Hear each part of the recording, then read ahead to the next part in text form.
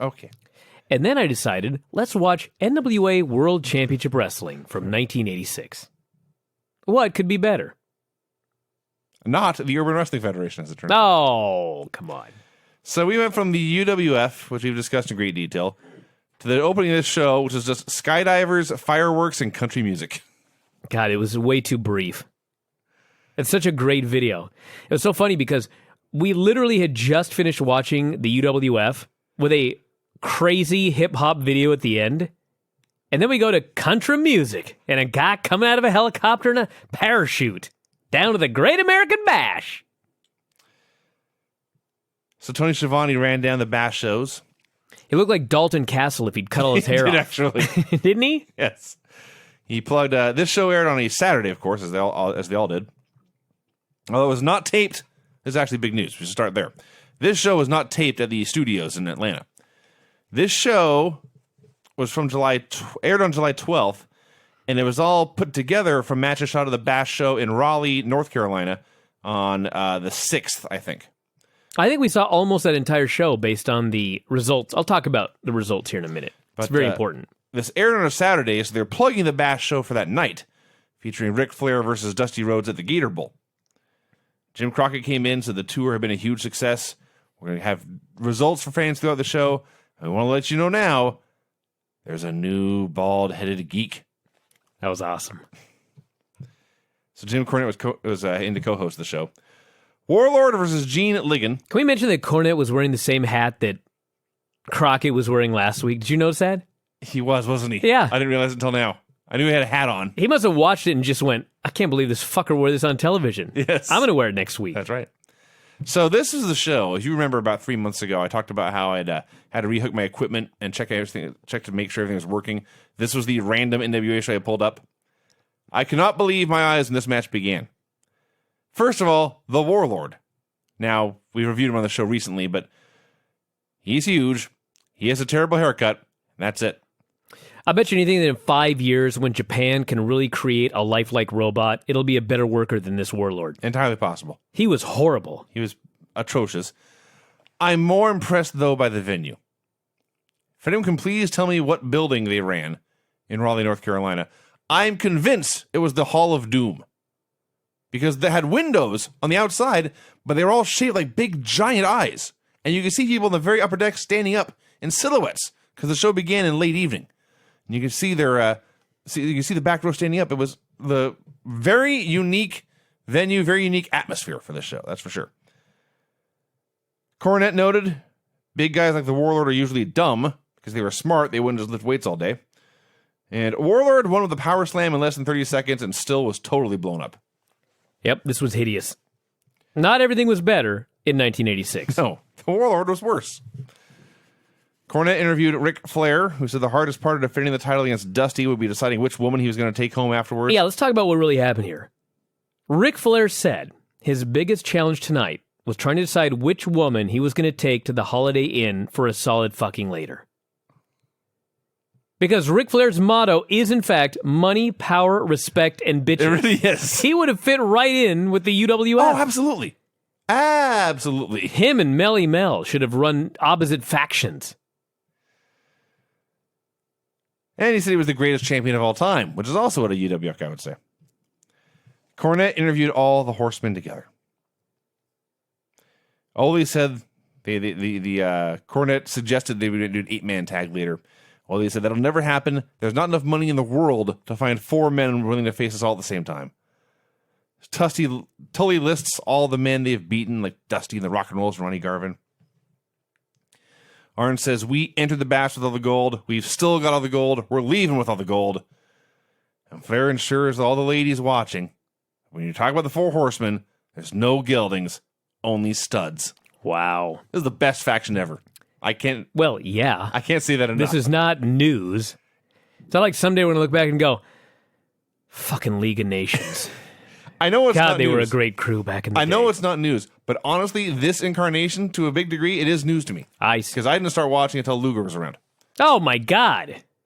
I mean, I wasn't watching then either, but I mean, even I knew. Well, yeah. That was not the... Well, Barry Windham was after that. Yeah. All right. Hey, fucking Mongo was great. That's one that, looking back, I didn't expect would be great. That's true. But it has been great. That's true. Rocky King versus Ivan Koloff. So this is awesome. Ivan was, as Jim Cornette said on last week's show, in a charitable mood. Yes, he was again, wasn't he? Yeah. Because this is not a squash. Ivan Koloff and Rocky King had a competitive back-and-forth matchup. And Rocky King was a totally competent guy. Everything looked good. And when he'd hit a sunset flip or a body press, place went nuts. Just at even the whisper there might be an upset. My favorite part was Nikita is outside the ring, and he got so much heat merely stalking Rocky King behind the referee's It back. really wasn't even stalking.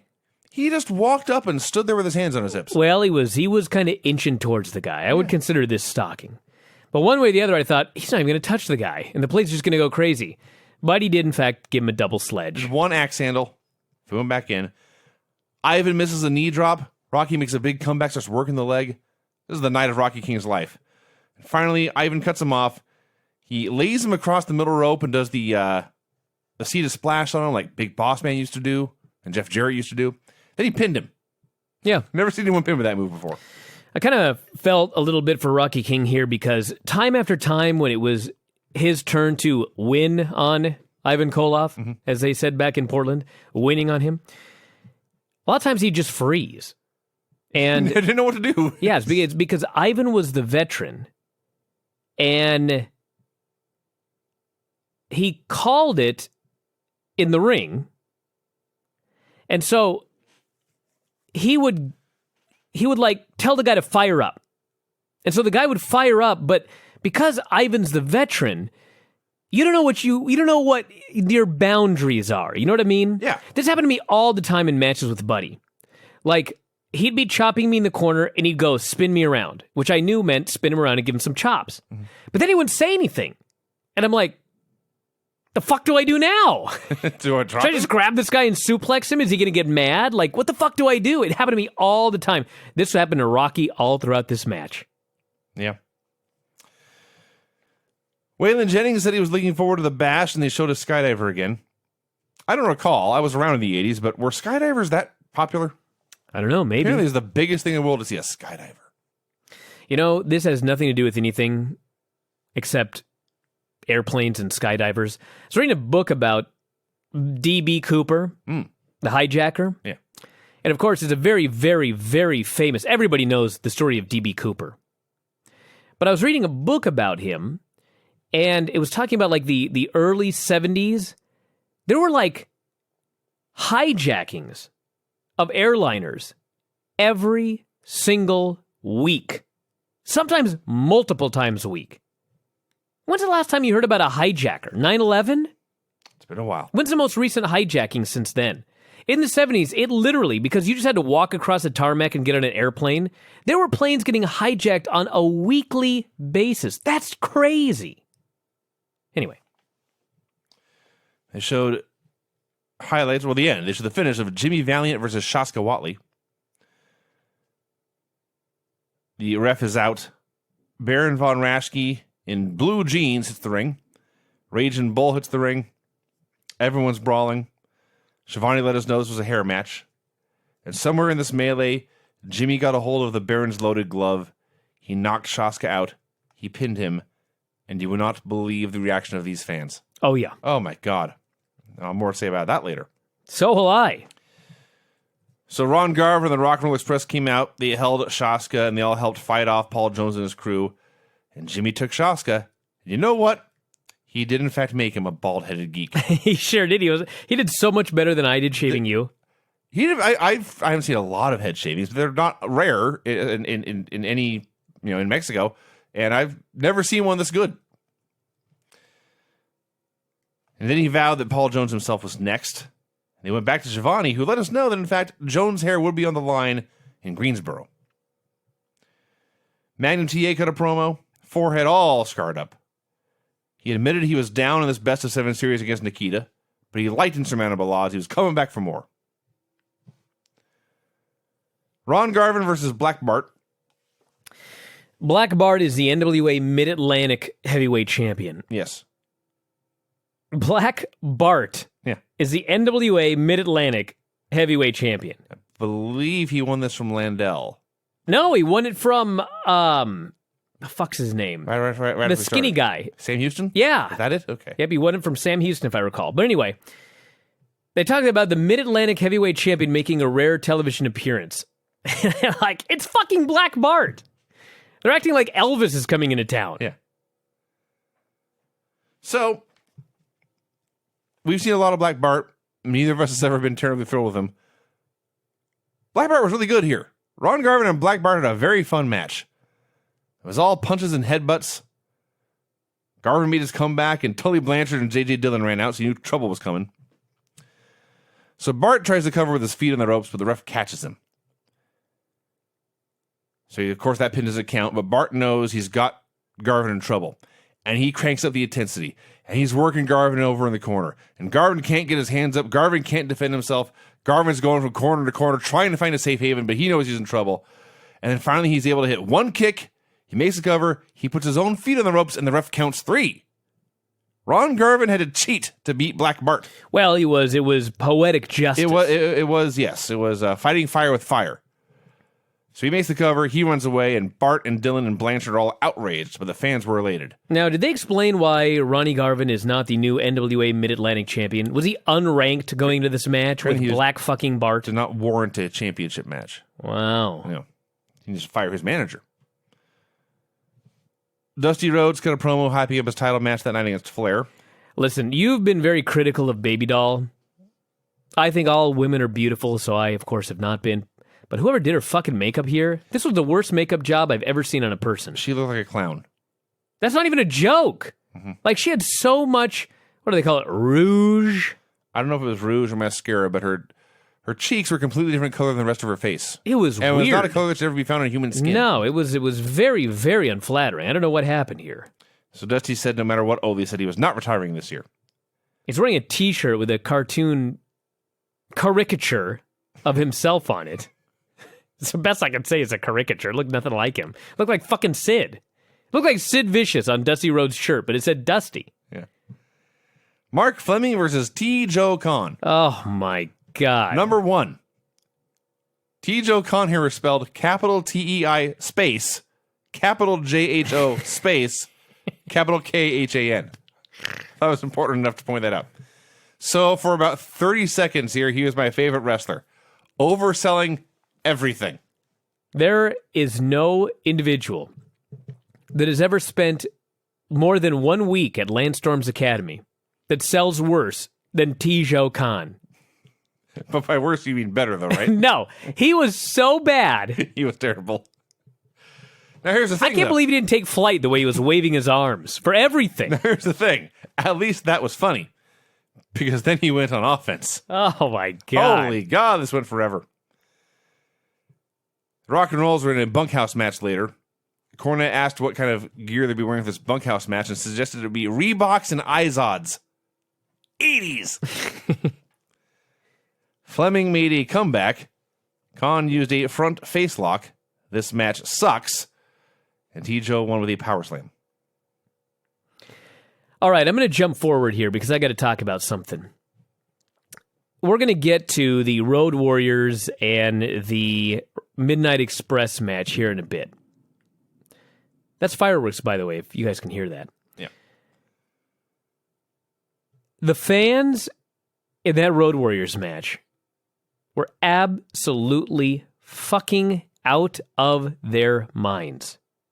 Going batshit crazy. And at the end of the show, there was a Dusty Rhodes, Ric Flair, 6-man sort of deal. And the fans were going batshit crazy out of their minds. Meanwhile, in this T-Joe Khan match, they were dead.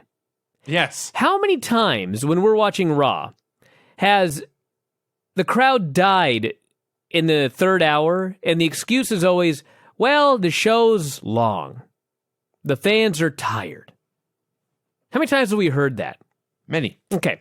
I got the lineup for this fucking show here. This show had the live event.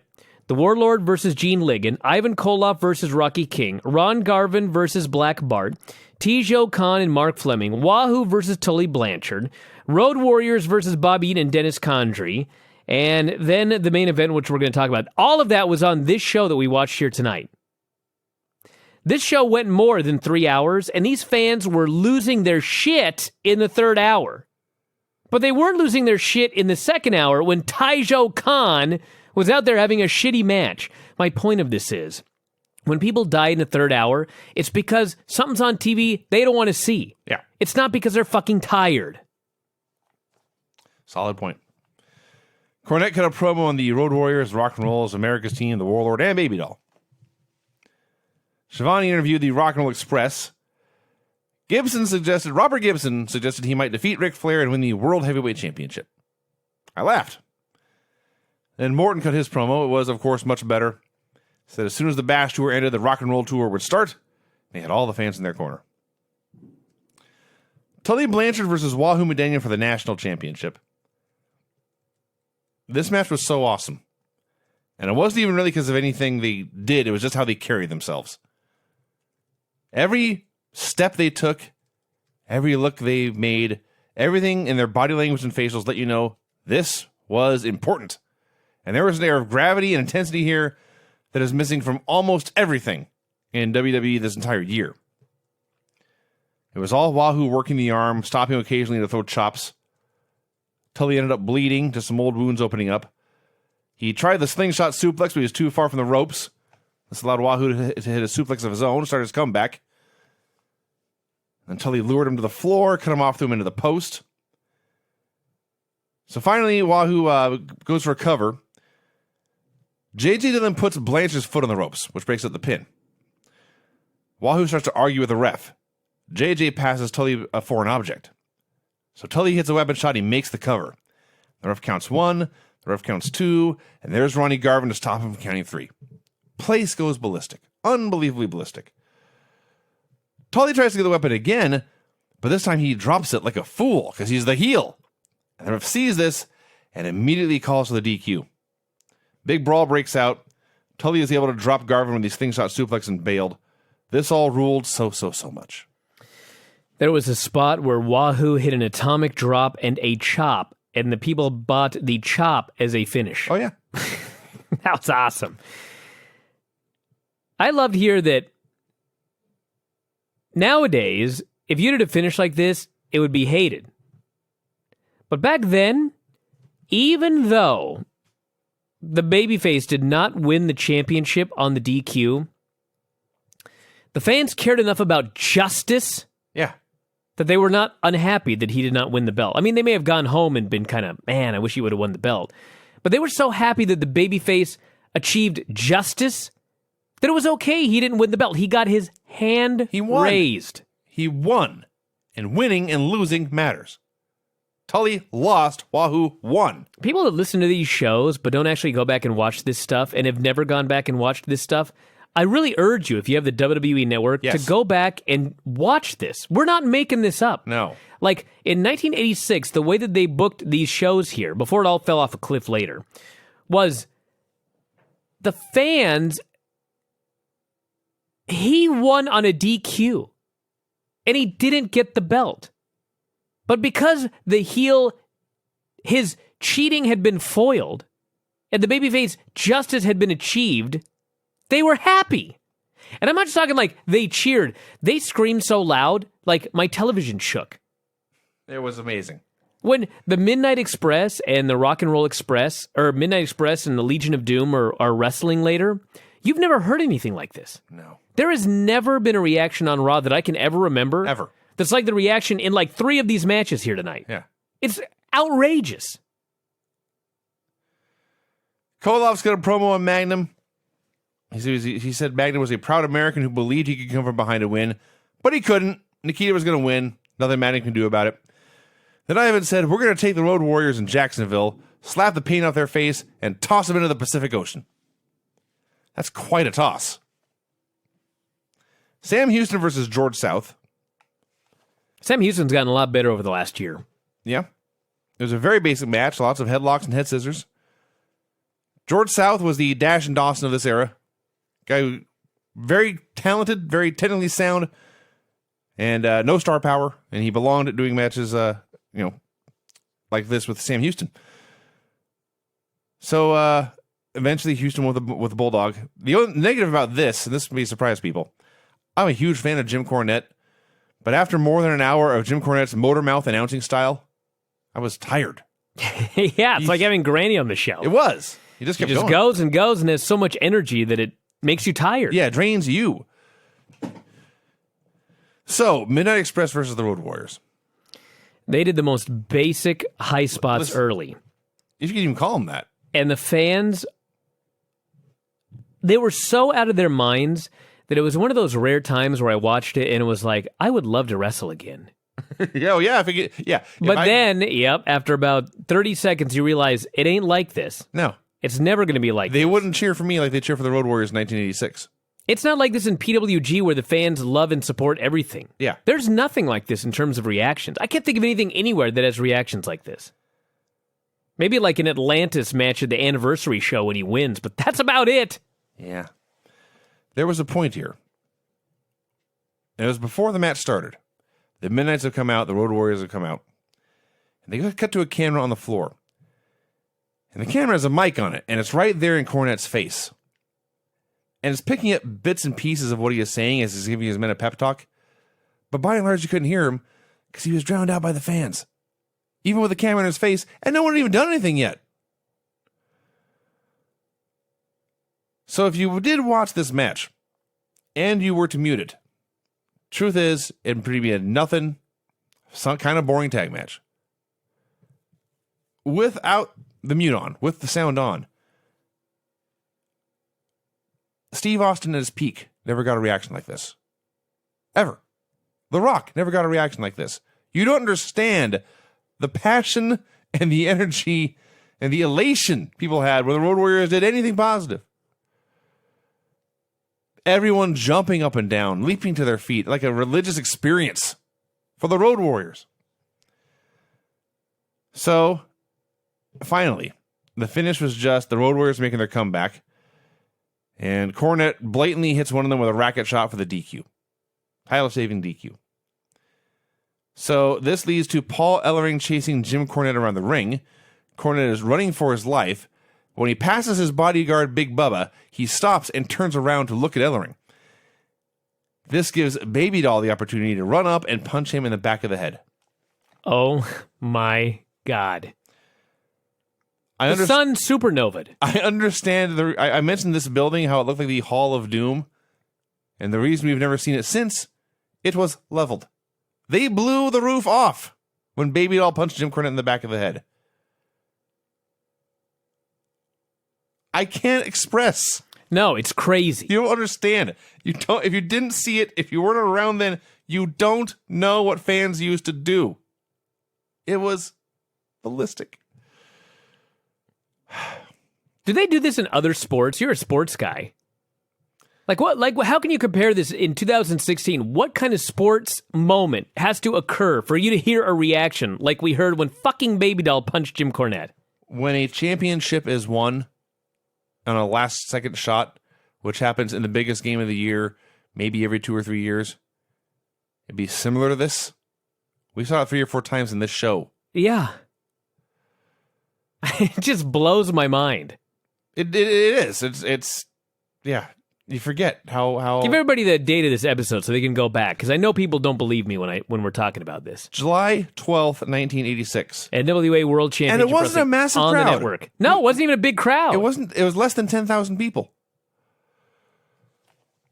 So they replayed basically that entire angle. 8,500 sellout. Yeah, they replayed that entire angle. And we had the promo from the Road Warriors. They ran down the Midnights. They ran down the Russians. They ran down the Horsemen. And they go to leave, and Hawk just turns around and says, "Nice punch, Baby Doll." He walks out. That was awesome. So they go to commercial. They come back. Cornette's there with an ice pack. Says Baby Doll hit him in the back of the head with a brick. This proved how scummy she was and vowed revenge on that stinking scuzzbag. And the main event was the Rock and Roll Express and Dusty Rhodes versus Ric Flair and the Andersons in a bunkhouse match. Sadly, only 3 or 4 minutes of this aired. Man. It was a great brawl while it lasted, and the show was over. And all I could think was, I want to buy tickets to the Great American Bash right now. Right now. Do you want to know the finish to that main event we didn't get to see? Sure. Dusty pinned somebody. Ricky Morton pinned Ric Flair. Wow. Yep. Well, you got to start the Rock and Roll Express tour. That's right. Yeah. That's right. Oh, what a show. I'm exhausted from just talking about this show. It was so great. You got to go back and watch it, everybody. Please. It's I beseech you. It's amazing. I beseech you. Grab, 90 minutes? Whatever it is. Yeah, 90 minutes. Skip half a Raw. Yep. You won't miss the social outcasts. You can skip the T-Joe Con match. Watch the rest of the Hey, show. what you should watch Tijo Khan, because then you'll realize that it's okay to watch Raw. I guess. Because it's a hell of a lot better than fucking Tijo